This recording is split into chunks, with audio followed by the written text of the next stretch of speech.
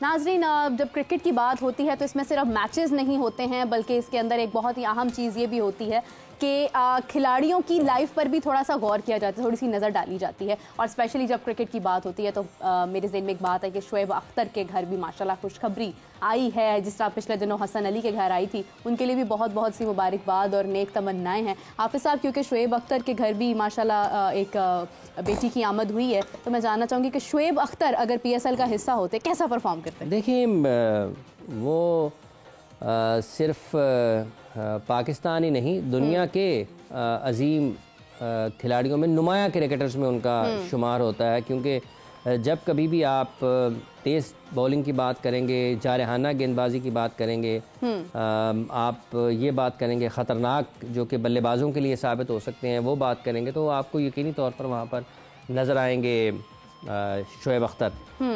IPL खेले और आपने देखा कि वहाँ पर पाकिस्तानी खिलाड़ी उस वक्त में पाकिस्तानी खिलाड़ी बहुत अच्छे क्रिकेटर्स थे पाकिस्तान के पास, जिनकी दुनिया में शोहरत थी, लोग उनको खेलते हुए देखना चाहते थे। और पाकिस्तान के खिलाड़ियों ने जब IPL में खेला है, शुएब अख्तर को देखें, आज भी लोगों को उनका वो स्पेल याद होगा जिसमें उन्होंने ऊपर से 4-5 आउट कर दिए थे।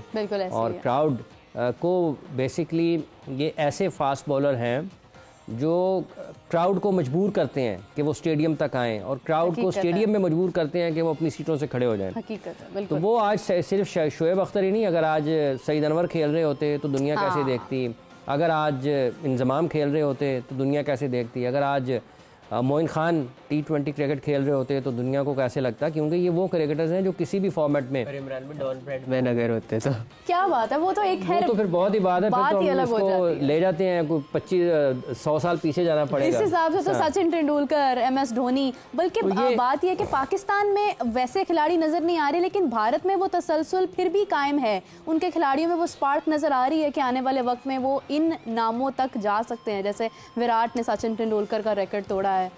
देखिए, बात यह है कि एक ज़माना ऐसा था कि जब इंडिया की क्रिकेट की बहुत ज़्यादा उनकी इन्हिसार होता था सचिन तेंदुलकर के ऊपर। अगर तेंदुलकर परफॉर्म नहीं करेंगे तो इंडिया का मैच जीतना मुश्किल हो जाएगा। बिल्कुल ऐसे ही है। फिर वक्त बदला, सौरव गांगुली आए, राहुल द्रविड़ आए, VVS लक्ष्मण आए, युवराज सिंह आए, मोहम्मद कैफ आए, ठीक है, उनकी टेस्ट टीम में और खिलाड़ी आए, ठीक है, सदा गोपन रमेश भी खेले, अनिल कुंबले आए, हरभजन सिंह आए, ठीक है। तो ये वो सारे क्रिकेटर्स हैं, जब ये आते गए तो वो जो तवक्कुआत का बोझ था या जिम्मेदारी थी इजाफी, वो फिर तकसीम हुई दीगर खिलाड़ियों के ऊपर। महेंद्र सिंह धोनी आ गए, ठीक है, जहीर खान आए, आशीष नेहरा आए। तो ये खिलाड़ी जब आए टीम में तो फिर सचिन तेंदुलकर के ऊपर जो रन्स करने का एक ज़्यादा दबाव होता था वो मुंतकिल हुआ दीगर खिलाड़ियों के ऊपर। उन्होंने अपनी अपनी जिम्मेदारी निभाई। बिल्कुल। जब उनकी क्रिकेट दुरुस्त समत में आगे गई तो फिर ये लोगों ने देखा कि आज वो जिक्र नहीं करते हैं कि उनके पास महेंद्र सिंह धोनी नहीं है, माँ सिवाय उस वक्त के जब वो ICC के इवेंट्स में हारते हैं, सेमीफाइनल में या नॉकआउट में। उनको इनफरादी तौर पर या बायलैटरल में कभी इस चीज़ की आपको बहस सुनने को नहीं मिलेगी कि उनके पास सौरव गांगुली नहीं है, उनके पास राहुल द्रविड़ नहीं है, उनके पास VVS लक्ष्मण नहीं है, उनके पास हरभजन और अनिल कुंबले नहीं है, उनके पास सचिन तेंदुलकर और वीरेंद्र सहवाग नहीं है, उनके पास युवराज सिंह नहीं है। बिल्कुल सही। ये बहस आपको वहाँ पर नहीं सुनने को मिलेगी। उसकी वजह ये है कि वहाँ पर रोहित शर्मा आ गए, विराट कोहली आ गए, ठीक है जी। अगर आप अभी देखें KL राहुल आ गए, शुभमन गिल आ गए, श्रेयस खेल रहे हैं, KL राहुल खेल रहे हैं, ठीक है, जसप्रीत बुमराह, मोहम्मद शामी, सिराज खेल रहे हैं, हार्दिक पांड्या आ गए हैं। हाँ। तो उनका जो खिलाड़ियों के मुतबादल हैं वो आपको नज़र आते गए हैं वक्त के साथ साथ। यही वजह है कि आज लोग अपने भारत में लोग अपने अजीम खिलाड़ियों को याद तो ज़रूर करते हैं। हाँ। लेकिन वहाँ पर ये नहीं होता कि हमें इसकी कमी महसूस हो रही है, इसकी कमी महसूस हो रही है, इसकी कमी महसूस हो रही है। पाकिस्तान में आज भी लोग याद करते हैं कि सईद अनवर और आमिर सुहेल की एक इफ्तिताही जोड़ी होती थी जो कि इनिंग्स का आगाज़ करते थे और लोग बहुत ज़्यादा लुत्फ़अंदोज़ होते थे उनकी बैटिंग को देखकर। पाकिस्तान में आज भी लोग सलीम मलिक, इंजमाम, यूसुफ को याद करते हैं कि यार मिडिल ऑर्डर में पाकिस्तान का कोई ऐसा बैट्समैन हो जो कि बड़े अच्छे तरीके से खेल सकता हो। आज भी यूनुस खान को याद किया जाता है, आज भी जावेद मियादाद को याद किया जाता है, आज भी अब्दुल कादिर और मुश्ताक अहमद, सकलैन मुश्ताक को, वसीम अकरम और वक़ार यूनुस को, शुएब अख्तर को याद किया जाता है। तो उसकी वजह यह है कि पाकिस्तान में उस तादाद में उस मयार के खिलाड़ी नहीं आए हैं जो कि भारत में आए हैं। आप देखें कि अभी भी पाकिस्तान में इस वक्त भी जब हम बात कर रहे हैं हमारे पास कोई राइट आर्म ऑफ स्पिनर नहीं है, कोई हमारे पास राइट आर्म लेग स्पिनर नहीं है जिसको हम ये कह सकें कि ये हर तरह की क्रिकेट में, T20 में, वनडे में, टेस्ट मैचेस में पाकिस्तान की कामयाबी के साथ नुमाइंदगी कर सकता है। सईद अजमल को क्रिकेट छोड़े हुए अरसा हो गया, उनकी जगह पर कोई ऑफ स्पिनर नहीं है। यासिर शाह टेस्ट मैचेस के लिए अच्छे थे, दीगर फॉर्मेट्स में उनको मौका नहीं मिला। हमारे पास कोई ऐसा राइट आर्म लेग स्पिनर नहीं है कि जो हम जिसके ऊपर एतमाद कर सकें कि ये वाकई पाकिस्तान के लिए मैचेस जीत सकता है। ऑलराउंडर्स में अगर हम देखते हैं, पाकिस्तान आज भी तलाश कर रहा है। अब्दुल रज़ाक को बरसों हो गए, अज़हर महमूद को बरसों हो गए, वो पाकिस्तान के क्रिकेट से अलग हो चुके हैं।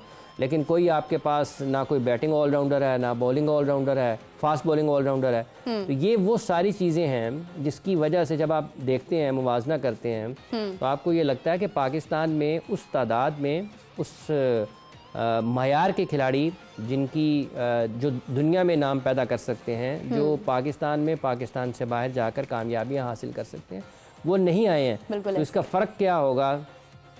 इसका फ़र्क यही है कि आपके निज़ाम में, पाकिस्तान के निज़ाम में और दुनिया की दीगर मुल्कों के निज़ाम में क्रिकेट जो है वो बिल्कुल मुख्तलिफ तरीके से खेली जाती है। आज भी अगर आप देखें, एक दौर इंडिया की ऑस्ट्रेलिया की क्रिकेट पर भी ऐसा ही था, वहाँ पर भी खिलाड़ियों के आने जाने का फ़र्क नहीं पता चलता था। लेकिन आज की ऑस्ट्रेलिया की टीम वो नहीं है जो आपको 2000 की दहाई में मिलती थी, या 90 की दहाई में मिलती थी, या 2010 की दहाई में मिलती थी।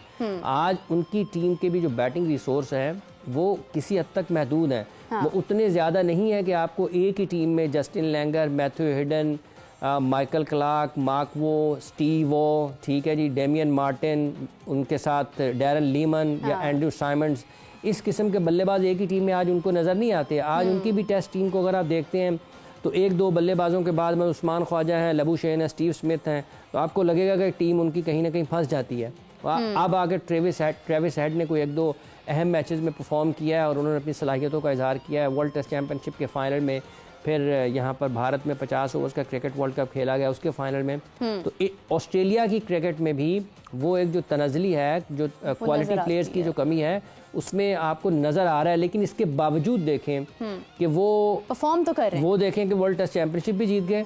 आप देखें वो 50 ओवर्स का वर्ल्ड कप भी, जब वो 50 ओवर्स का वर्ल्ड कप खेलने के लिए इंडिया आए थे ना, उनको कोई इतना ज़्यादा रेट नहीं कर रहा था। एक चीज़ जो उनकी फ़ायदे में जा रही थी, जिसके बारे में लोग बहुत ज़्यादा बात करते थे, चूँकि उनको जीतने की आदत है खासी, चूँकि उनको जीतने की खासी आदत है, तो उनको जीतने आते हैं। आईसीसी के इवेंट्स, बड़े टूर्नामेंट्स, उनको जीतना आते हैं। ये एक पहलू था जिस पर उनके हवाले से लोग बहुत ज़्यादा कायल थे कि ये किसी भी जगह पर अगर टूर्नामेंट में वापस आते हैं तो फिर इनको हराना मुश्किल होगा। ये 2022 में मेरा ख्याल है या 21 में जो वर्ल्ड कप हुआ था T20 का यूएई में, वहाँ पर भी जब ये खेलने के लिए आए थे तो इनके बारे में कोई इतना ज़्यादा पुरुमीद नहीं थे लोग कि यहाँ पर ये वर्ल्ड चैंपियन बन जाएंगे। लेकिन वो वहाँ पर भी वर्ल्ड चैंपियन बन गए।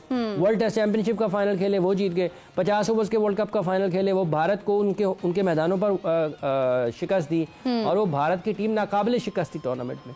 तो बावजूद भी जीते हैं अंडर 19 भी, तो ये उनकी जो अभी की जो क्रिकेट है, बावजूद इसके कि वहाँ पर वो मयार नजर नहीं आता। देखिए आज भी शेन वॉर्न के बाद तो उनके पास कोई राइट आर्म लेग स्पिनर नहीं है, ठीक है, लेकिन फास्ट बॉलिंग टैलेंट ऐसा है, क्रिकेट गेम अवेयरनेस उनके प्लेयर्स के पास बड़ी अच्छी है, फिजिकली मेंटली स्ट्रॉन्ग है, जिस वजह से वो मुखालिफ टीमों के ऊपर हावी आते हैं। तो ये उनका एक है कि वो दीगर टीमों के ऊपर उनको बर्तरी होती है। लेकिन मजमूई तौर पर घुमा फिरा कर जब हम पाकिस्तान की तरफ आते हैं तो पाकिस्तान में किसी हद तक आप ये कह सकते हैं कि निज़ाम की भी ख़राबियाँ हैं, सिलेक्शन का प्रोसेस जो है वो ठीक नहीं है, कोचिंग में भी मुख्तलिफ ऐसे आपको मरहले नज़र आते हैं मुख्तलिफ मरहलों पर जहाँ पर जिस तरह की कोचिंग होनी चाहिए वो नहीं होती है।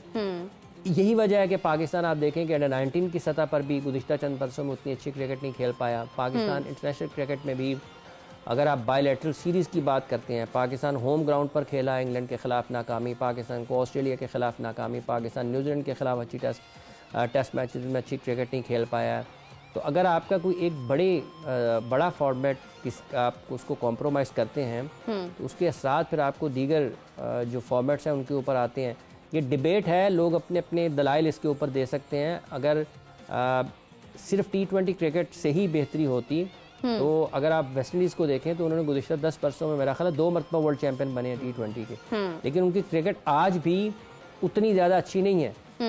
एक टेस्ट मैच वो जीते ऑस्ट्रेलिया में, बिल्कुल सही, एक टेस्ट मैच जीते, तो आप देखें कि उस टेस्ट मैच की आज भी अगर आप व्यूअरशिप उठा के देख लें, जो उसके बाद कमेंट्स हुए हैं वो उठा के देख लें, जितनी लोगों ने बात की है, और उनकी कोई एक वर्ल्ड चैंपियनशिप के फाइनल का उठा के आप देख लें, आपको लगेगा कि उस टेस्ट मैच पर उस T20 के फाइनल से ज़्यादा बात हुई है। बिल्कुल सही। सो आपका जो तवील दौरानिए की क्रिकेट है, उसमें अगर आप बेहतर अंदाज में अपनी टीम को तैयार करते हैं तो आपके दीगर फॉर्मेट्स को भी उससे फ़ायदा हो सकता है, क्योंकि तवील दौरानिए की क्रिकेट में महारत रखने वाला आपको वनडे में भी काम दे सकता है, आपको T20 में भी काम दे सकता है। इसकी मिसालें आपके सामने हैं। जैसन रॉय कितने अच्छे खिलाड़ी हैं वाइट बॉल क्रिकेट में, जब वो रेड बॉल क्रिकेट में गए उनके साथ क्या हुआ। माइकल बेवन दुनिया के मिडिल ऑर्डर में ऐसे बल्लेबाज माने जाते हैं, इसका नाम मैं भूल गया माइकल बेवन का, जब ऑस्ट्रेलिया के खिलाड़ियों की बात कर रहा था वनडे। प्रेडेसेसर थे वो अर्जन थे। इतनी उनकी अगर आप टेस्ट वनडे में उनकी आप परफॉर्मेंसेस को उठाकर देखें,